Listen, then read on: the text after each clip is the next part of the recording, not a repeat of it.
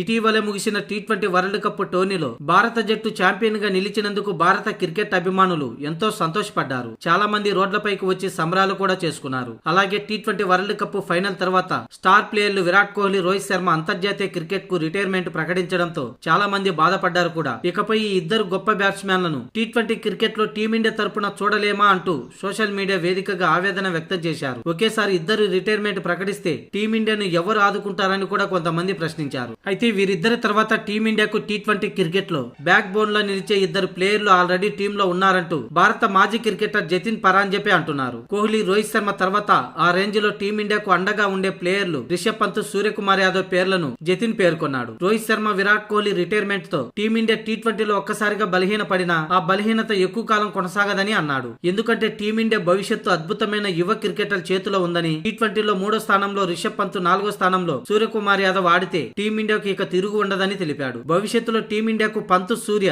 Back bone గా ఉంటారని, అలాగే 5వ స్థానంలో ఆడే ప్లేయర్ ఎవరో నిర్ణయించుకుంటే టీమిండియా ఇప్పట్లాగే చాలా స్ట్రాంగ్ గా ఉంటుందని జతిన్ పరాంజపే ధీమా వ్యక్తం చేశాడు. కాగా టీ20లో 5వ స్థానంలో హార్దిక్ పాండ్యా ఆడే అవకాశం ఎక్కువగా ఉంది. పైగా అతనే టీ20లో టీమిండియాకు పర్మనెంట్ కెప్టెన్ గా కూడా అవుతాడని క్రికెట్ అభిమానులు భావిస్తున్నారు.